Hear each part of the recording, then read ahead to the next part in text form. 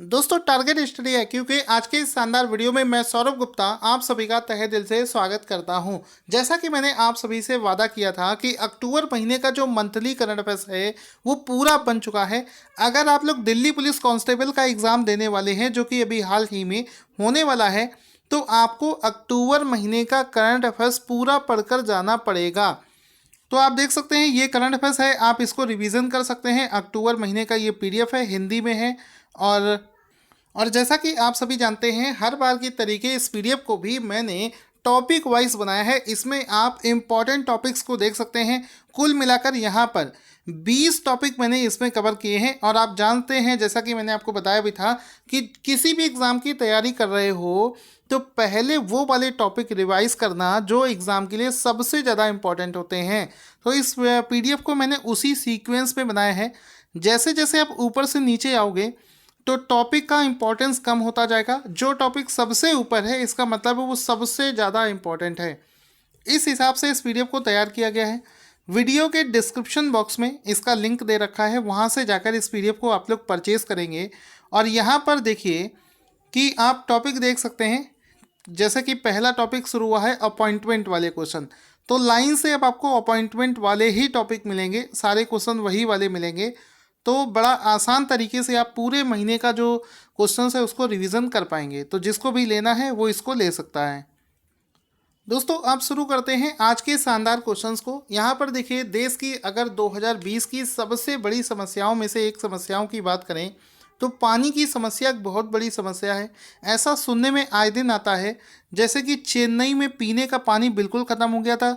उसके बाद में अलग अलग राज्यों से ट्रेन से पानी भरे हुए टैंकर्स जो हैं वो भेजे गए थे। इसी प्रकार से एक शहर है शिमला, जहाँ पर लोग घूमने जाते हैं, शिमला में पानी ख़त्म हो गया था।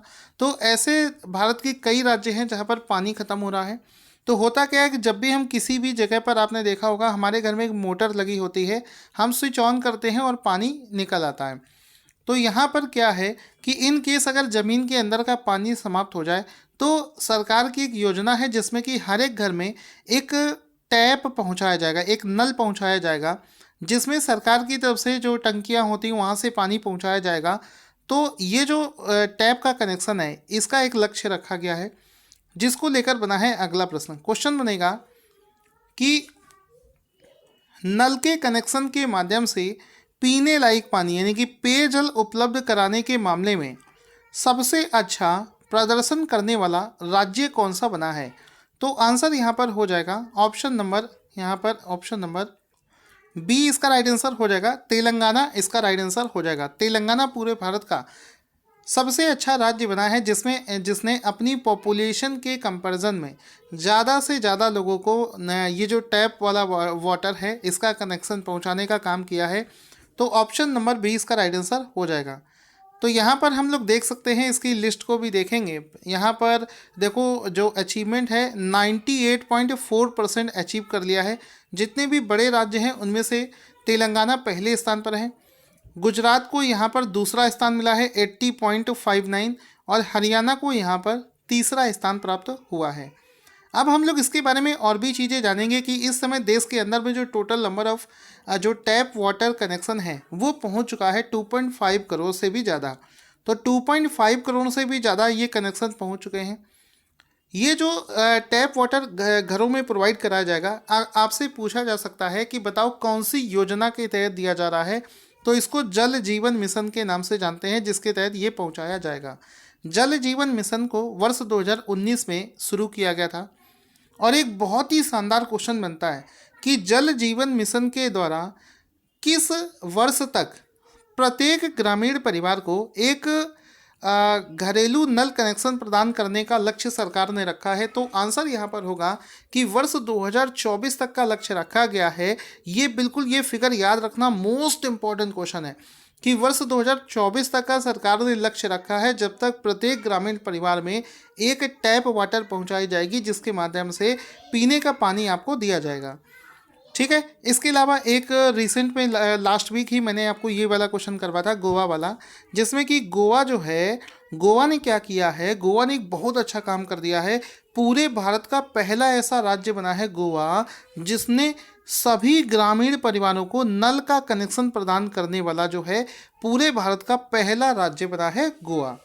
तो ये वाला भी पॉइंट मोस्ट इम्पॉर्टेंट है, इसको भी याद रखेंगे। ठीक है, सारे इंपॉर्टेंट चीज़ों को दिमाग में बिठाकर चलो, पता नहीं कब कौन सी चीज़ें पूछ ली जाए। आप देखो इसमें टॉप 3 राज्य कौन से हैं जो कि टैप वाटर के माध्यम से पेयजल पहुंचाते हैं। पहले स्थान पर है तेलंगाना, दूसरे स्थान पर है गुजरात और तीसरे स्थान पर हमारा आता है हरियाणा। तो ये 3 राज्य हैं जो कि यहाँ पर लाई करते हैं। ठीक है, आगे चलते हैं।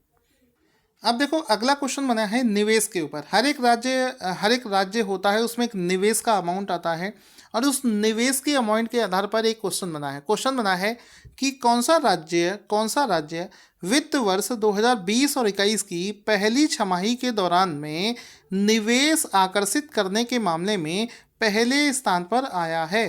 तो इसका राइट आंसर यहाँ पर हो जाएगा कि निवेश के मामले में पहले स्थान पर यहाँ पर तमिलनाडु राज्य आया है। तो ऑप्शन नंबर डी इसका राइट आंसर हो जाएगा। लेकिन आपको एक चीज़ ध्यान में रखनी है कि ये जो डेटा है ये पहली छमाही का डाटा है, ना कि पूरे साल का।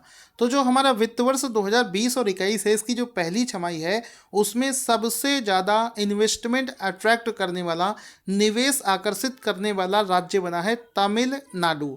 ऑप्शन नंबर डी इसका राइट आंसर हो जाएगा। इसमें आप इसका फोटो भी देख सकते हैं, यहाँ पर मैंने लिख रखा है तमिलनाडु टॉप्स, यानी कि तमिलनाडु ने निवेश को आकर्षित करने में टॉप कर दिया है। और इस रिपोर्ट को जारी किसने किया है? एक्चुअल में ये जो डेटा है इसको एक रेटिंग एजेंसी है जिसका नाम है केयर रेटिंग एजेंसी के द्वारा इस रिपोर्ट को हाल ही में जारी किया गया है, जिसमें कि देखो तमिलनाडु जो है इसने टॉप कर दिया है Indian state in the new investment in half yearly financial year 2021 care ratings के द्वारा घोषित किया गया है। इसी वजह से आपसे बोलता हूँ कि फ़ोटो ज़रूर देखा करो। इस फोटो में देखो सब कुछ लिख रखा है कि तमिलनाडु ने टॉप किया है, केयर के द्वारा इस डेटा को पब्लिश किया गया है। आगे चलते हैं, इसमें और भी पॉइंट्स हैं। चूँकि तमिलनाडु ने पूरे भारत में इसमें टॉप कर दिया है तो आपको पता होना चाहिए तमिलनाडु ने पूरे भारत में जितना भी इन्वेस्टमेंट हुआ है उसका 16% जो कि सबसे ज़्यादा है तमिलनाडु ने अट्रैक्ट किया है। आगे चलते हैं, इसमें कुछ और भी समझते हैं। इसमें देखो इन्वेस्टमेंट अट्रैक्शन के मामले में कौन से 3 राज्य पहले स्थान पर हैं? तमिलनाडु पहले स्थान पर है, आंध्र प्रदेश दूसरे और महाराष्ट्र, राजस्थान और कर्नाटका ये क्यूमुलेटिवली तीसरे स्थान पर लाई करते हैं। तो आपको इन तीनों का जो रैंकिंग है वो समझकर रखना है, जिसको कि यहाँ पर रखा गया है। इसके बाद में अगला क्वेश्चन बना है कि नवंबर 2020 में किसे वोडाफोन आइडिया के CTO के रूप में अपॉइंट किया गया है? तो यहाँ पर राइट आंसर देखो क्या हो जाएगा कि हाल ही में Jagbir Singh, option number D इसका राइट आंसर हो जाएगा कि हाल ही में वोडाफोन आइडिया, जिसको VI के नाम से जानते हैं, आपको पता होगा हाल ही में वोडाफोन और आइडिया आपस में मिलकर VI कंपनी बन गए हैं, पिछले महीने की बात है। तो इसका जो नया CTO है वो जगबीर सिंह को बनाया गया है। इनका फ़ोटो भी देख सकते हैं। CTO का मतलब होता है चीफ टेक्नोलॉजी ऑफिसर। तो वोडाफोन आइडिया कंपनी का जो चीफ टेक्नोलॉजी ऑफिसर है वो CTO वो जगबीर सिंह को बनाया गया है। ऑप्शन नंबर डी इसका राइट आंसर हो जाएगा। इसके बाद में आप देखो वोडाफोन आइडिया कंपनी जो है पहले अलग अलग नाम से थी, 2018 में आपस में मर्ज हुई थी और अब इसको VI के नाम से जानते हैं। वो दिन था, VI का जो नाम है इन्होंने अनाउंस किया था 7 सितंबर 2020 को। ये लोग VI के नाम से अपने आप को अनाउंस कर चुके थे। इसके चेयरमैन का नाम है कुमार मंगलम बिरला और इसके CEO का नाम है रविंदर ठक्कर। ये इसके CEO का नाम है जो कि आपको याद होना चाहिए। दोस्तों जैसा कि हम सभी जानते हैं पूरी दुनिया में जो परमाणु हमले होते हैं वो बहुत बड़ा रिस्क बना है और दुनिया के बहुत से देश हैं जो कि चाहते हैं कि कोई भी देश किसी दूसरे देश के खिलाफ परमाणु हथियारों का इस्तेमाल ना ही करे तो अच्छा होगा। तो इसके लिए क्या करते हैं कि इंटरनेशनल लेवल पर बहुत सारी ऑर्गेनाइजेशन है जो कि दुनिया के अलग अलग देशों को आपस में जोड़ रही हैं कि ज़्यादा से ज़्यादा लोग इस चीज़ का विरोध करें कि परमाणु हथियारों का इस्तेमाल रुक जाए। तो यहाँ पर एक क्वेश्चन बना है कि एक इंटरनेशनल ऑर्गेनाइजेशन है यूनाइटेड नेशन की UNGA, United nation general assembly, उसने परमाणु निशस्त्रीकरण पर भारत द्वारा कितने प्रस्तावों को अपना लिया है? तो इसने दुनिया के अलग अलग देशों से सुझाव मांगे थे कि आखिर हम लोग परमाणु हथियारों के साथ में क्या करें, तो उसमें से भारत ने भी कुछ सुझाव दिए थे। तो दुनिया के अलग अलग देशों ने जब सुझाव देने शुरू किए तो हर एक देश से कुछ न कुछ अच्छे अच्छे सुझाव जो है वो एडॉप्ट कर रहा है। तो यूनाइटेड नेशन जनरल असेंबली ने भारत की तरफ से 2 सुझावों को अपना लिया है। तो ऑप्शन नंबर ए इसका राइट आंसर हो जाएगा कि भारत की तरफ से सुझाए गए 2 जो प्रस्ताव हैं उनको एक्सेप्ट कर लिया गया है।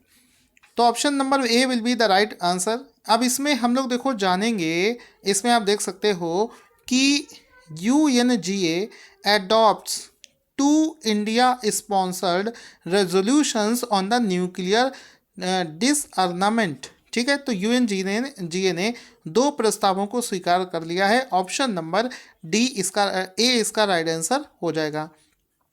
अब ये दो सुझाव भारत ने क्या क्या दिए थे, बिल्कुल सिंपल सी बात है। पहला तो ये है कि जो परमाणु दुर्घटनाओं में जो जोखिम होता है उसको कम करना है, अचानक से दुर्घटना हो जाए उसमें जो रिस्क होता है उसको कम करना है, और दूसरा परमाणु हथियारों का जो उपयोग है उस पर रोक लगनी चाहिए। ठीक है, तो ये 2 प्रस्ताव हैं जिसको हाल ही में एक्सेप्ट कर लिया गया है। UNGA की जो 75वीं जो कमेटी है उसके बारे में जानते हैं, जहां पर ये सब कुछ डिस्कस हुआ है। इसके चेयरपर्सन स्पेन देश के रहने वाले हैं, उनका नाम है मिस्टर अगस्टिन सैंटोस माराबर। ठीक है, इसका हेडक्वार्टर न्यूयॉर्क यूनाइटेड स्टेट में लाई करता है। आफ्टर दैट देखो क्या क्वेश्चन बना है, अगले क्वेश्चन की तरफ चलते हैं। हाल ही में बांग्लादेश ने किस देश के साथ में एक संयुक्त नौसैन्य अभ्यास जिसका नाम है करत CARAT करत बांग्लादेश 2020 को शुरू किया है? तो ये जो एक्सरसाइज है जिसको बांग्लादेश ने हाल ही में ऑर्गेनाइज किया है, इसको बांग्लादेश और अमेरिका के बीच में ऑर्गेनाइज किया गया है, जिसका नाम है करत बांग्लादेश 2030। कैरेट भी बोल सकते हैं। तो यहाँ पर ये जो एक्सरसाइज है इसको अमेरिका और बांग्लादेश के बीच में आयोजित किया गया है। तो option number D will be the right answer. इसमें आप देख सकते हैं कि यहाँ पर यूनाइटेड स्टेट ऑफ अमेरिका और बांग्लादेश का दोनों का ही नेवी का फोटो दे रखा है और लिखा है Bangladesh United states jointly launched a Naval exercise करत बांग्लादेश 2020। इसको हाल ही में आयोजित किया गया है। ये जो टर्म है करट CARAT, इसका फुल फॉर्म अगर आपसे पूछा जाए तो इसका फुल फॉर्म हो जाएगा कोऑपरेशन एफलॉट रेडिनेस एंड ट्रेनिंग। ये इसका पूरा फुल फॉर्म हो जाएगा, आपको याद रखना है। आगे चलते हैं, अगला शानदार क्वेश्चन बनेगा कि प्रसार भारती ने कितने शिक्षा टीवी चैनलों को लॉन्च करने के लिए एक समझौता ज्ञापन पर हस्ताक्षर किया है?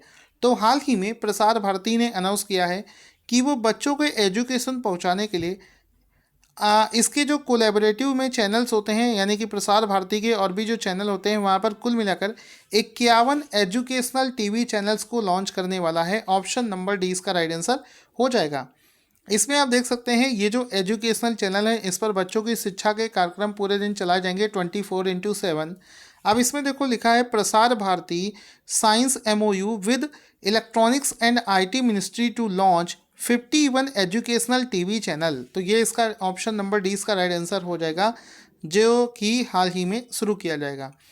अच्छा, प्रसार भारती ने इस चीज़ के लिए किसके साथ में साझेदारी करी है? तो इस समझौते के लिए प्रसार भारती ने भास्कराचार्य राष्ट्रीय अंतरिक्ष अनुप्रयोग और भू सूचना विज्ञान संस्थान के साथ में इस साझेदारी को हाल ही में किया है। एक बार एक एग्ज़ाम हुआ था, उसमें प्रसार भारती का हेडक्वार्टर पूछा गया था। आपको पता होना चाहिए प्रसार भारती का हेडक्वार्टर दिल्ली में है। और अगर आपसे घुमा फिरा अगर कभी भी इसके CEO का नाम पूछ ले तो हाल फिलहाल के लिए इसके CEO हैं श्री शशि शेखर वेम्पति। ठीक है, SS वेम्पति इसका राइट आंसर हो जाएगा अगर आपसे किसी एग्ज़ाम में ये पूछा जाता है। दोस्तों, अगर आपको हमारा कंटेंट अच्छा है तो आप मुझे प्यार दे सकते हैं। कैसे? इस वीडियो को लाइक और शेयर करके। सिर्फ और सिर्फ यही तरीका है इस वीडियो को ज़्यादा से ज़्यादा प्यार देने के लिए। अगला प्रश्न है कि महिलाओं के द्वारा शुरू किए गए कितने स्टार्टअप्स ने कोविड-19 श्री शक्ति चैलेंज को जीत लिया है? तो आंसर हो जाएगा ऑप्शन नंबर C 6, यानी कि महिलाओं के द्वारा शुरू किए गए 6 स्टार्टअप्स को हाल ही में चुना गया है। ऑप्शन नंबर C इसका राइट आंसर हो जाएगा, जिसमें कि कोविड-19 श्री शक्ति चैलेंज अवार्ड जो है उसको 6 महिलाओं के ग्रुप के द्वारा जीता गया है। तो इसमें क्या होगा, ये जो प्रोग्राम है श्री शक्ति चैलेंज, कोविड-19 श्री शक्ति चैलेंज जो है, इसको 2 संस्थानों के द्वारा शुरू किया गया है। एक तो भारत सरकार यानी कि माई गवर्नमेंट और यूएन वुमेन के साथ में मिलकर इस प्रोग्राम को लॉन्च किया गया है। इसमें करना क्या होगा, इसमें कोविड-19 को हराने के लिए महिलाओं की जो साझेदारी होती है, उनकी जो भागीदारी होती है, उसको सुनिश्चित करने के लिए, महिलाओं को आगे बढ़ाने के लिए इस स्टार्टअप प्रोग्राम को चलाया गया है। दोस्तों अगले क्वेश्चन में थोड़ा सा एडिटिंग में थोड़ा सा गड़बड़ हो गया है। क्वेश्चन थोड़ा सा ऊपर है, उसके ऑप्शंस नीचे लिखे हैं। तो पूरा क्वेश्चन मैं आपको पढ़ देता हूँ कि हाल ही में किसने युवा बच्चों और उनके परिवारों के लिए शहरों को संवारने पर ध्यान केंद्रित करते हुए नेचुरिंग नेबरहुड चैलेंज, ठीक है, नर्चरिंग होगा, तो नर्चरिंग नेबरहुड चैलेंज की शुरुआत करी है। तो आंसर यहाँ पर हो जाएगा हरदीप सिंह पुरी के द्वारा हाल ही में इस प्रोग्राम को लॉन्च किया गया है, जिसका उद्देश्य है कि अपने शहर को बच्चों और उनके परिवारों के हिसाब से नर्चर करना, उसको संरचना करना, अपने शहर को अच्छा बनाना। तो ये नर्चरिंग नेबरहुड प्रोग्राम को हाल ही में हरदीप सिंह पुरी के द्वारा लॉन्च किया गया है। तो ऑप्शन नंबर ए इसका राइट आंसर हो जाएगा। अगला क्वेश्चन है, स्टैनफोर्ड यूनिवर्सिटी के एक अध्ययन के अनुसार दुनिया भर में 1 लाख वैज्ञानिकों के डेटाबेस में शीर्ष भारतीय शोधकर्ताओं में से कौन सा संस्थान टॉप स्थान पर आया है। तो 1000 जो डेटाबेस बनाया गया है साइंटिस्टों का, उसमें अगर टोटल नंबर्स की बात करी जाए तो उस मामले में एक इंस्टीट्यूट पहले स्थान पर आया है, जिसका नाम है LV Prasad eye institute. Option number A इसका राइट आंसर हो जाएगा, एलवी प्रसाद आई इंस्टीट्यूट इसका राइट आंसर हो जाएगा।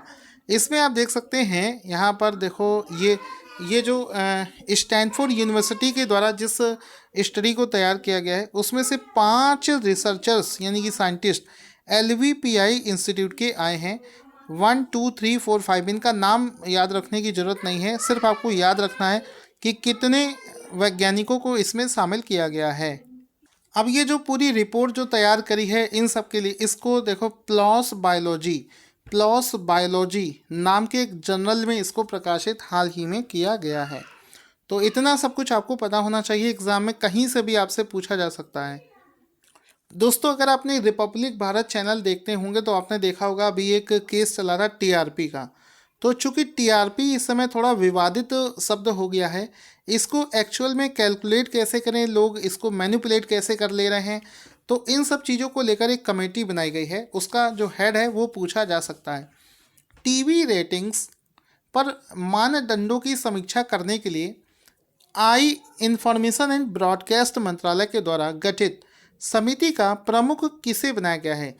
तो यहाँ पर आंसर हो जाएगा Shashi S Vempati. Option number 20 का राइट आंसर हो जाएगा कि जो टीआरपी होता है उसको सुना है कि काफ़ी चैनल लोग जो होता है पैसा देकर खरीद लेते हैं, तो ऐसा सब कुछ ना हो, या इस सिस्टम में अगर कोई खामी है इसको और सुधारा जा सकता है, तो उस मामले में एक कमेटी बनाई गई है जो कि इस पर देखेगी और अपने सुझाव देगी।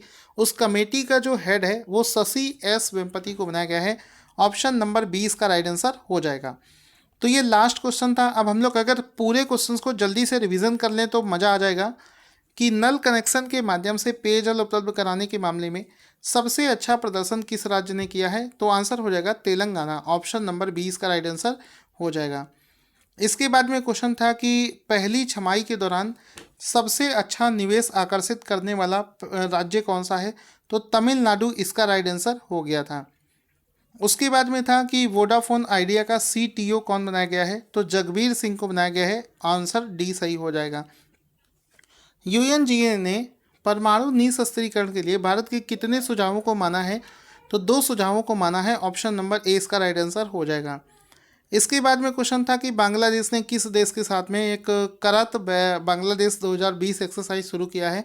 तो अमेरिका के साथ में इसको किया गया है। हाल ही में प्रसार भारती ने कितने नए एजुकेशनल चैनलों को लॉन्च करने की घोषणा करी है। तो 51 इसका राइट आंसर हो जाएगा। फिर उसके बाद में क्वेश्चन है कि महिलाओं के द्वारा शुरू किए कितने स्टार्टअप्स को श्री शक्ति चैलेंज अवार्ड मिला है? तो 6 स्टार्टअप्स को इस अवार्ड से सम्मानित किया गया है। नर्चरिंग नेबरहुड चैलेंज को किसने शुरू किया है? तो हरदीप सिंह पुरी ने इसको शुरू किया है। फिर है कि स्टैनफोर्ड यूनिवर्सिटी के अनुसार कौन सी इंस्टीट्यूट ने साइंटिस्टों के मामले में टॉप किया है? तो एलवी प्रसाद आई इंस्टीट्यूट ने इसमें टॉप किया है। उसके बाद में था टीवी रेटिंग्स के लिए कमेटी बनाई गई है, उसका जो अध्यक्ष है वो शशि एस वेम्पति को बनाया गया है। ऑप्शन नंबर 20 का राइट आंसर हो जाएगा। दोस्तों आज का क्वेश्चन जिसका आंसर आपको देना है कि नवंबर 2020 में पहली बार भारतीय मूल की प्रियंका राधाकृष्णन को किस देश में एक मंत्री का पद मिला है? आंसर अपने कमेंट बॉक्स में लिखना ना भूलें। Thank you for watching this video और वीडियो को ज़्यादा से ज़्यादा लाइक और शेयर करना ना भूलें।